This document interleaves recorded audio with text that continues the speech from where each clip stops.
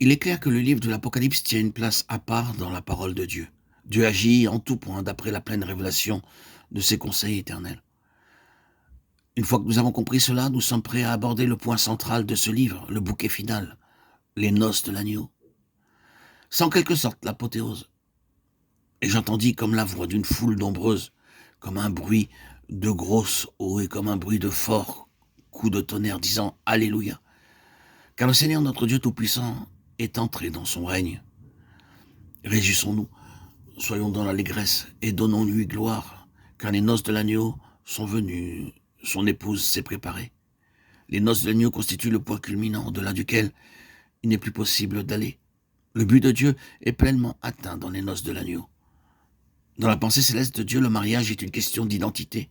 Il existe une telle unité de cœur et d'esprit, une telle osmose, que les deux ne font plus qu'un. Ce mystère est grand. Je dis cela par rapport à Christ et à l'Église, Éphésiens 5,32. C'est l'union totale avec l'agneau. L'Église lui est parfaitement identique. Elle est semblable à lui, elle lui ressemble en tout point. Lorsque ce but sera atteint, un suprême Alléluia retentira dans les cieux, car le Seigneur obtiendra la satisfaction pour laquelle il a toujours œuvré. Son épouse s'est préparée. Comment? Il lui a été donné de se revêtir d'un fin lin, éclatant pur, car le fin lin, ce sont les œuvres justes des saints. Apocalypse 19,8. Les œuvres justes des saints vont bien au-delà de la justice de Christ qui nous est imputée. Cette dernière est valable pour chaque croyant. Elle est tout simplement synonyme de justification par la foi. Mais la justice des saints a trait au caractère. Elle nous parle de transformation, de quelque chose qui est forgé dans notre homme intérieur. Les œuvres justes des saints parlent du côté pratique que revêt cette justice dans notre vie. Il est question de conformité à son image.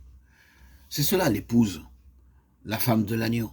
Et lorsque le Seigneur a atteint cet objectif, il est comblé. Il est pleinement satisfait, le ciel entier l'est aussi. Comme nous l'avons déjà dit, nous ne pouvons définir que de manière approximative la place occupée par les différents groupes de croyants par rapport au noyau central.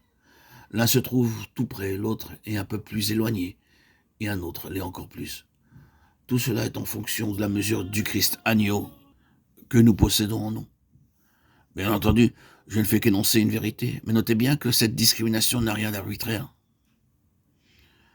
Ce n'est pas que Dieu en ait décidé ainsi dans sa souveraineté, ni que vous ayez été prédestinés à faire partie des 144 000 selon le bon vouloir de Dieu, ou encore qu'il ne faille pas essayer d'en faire partie, puisque tout a été décidé à l'avance. Ce n'est pas du tout comme cela qu'il faut envisager la question. Quand nous abordons le sujet de l'agneau et de son épouse, tout se résume à l'amour que nous avons pour Dieu.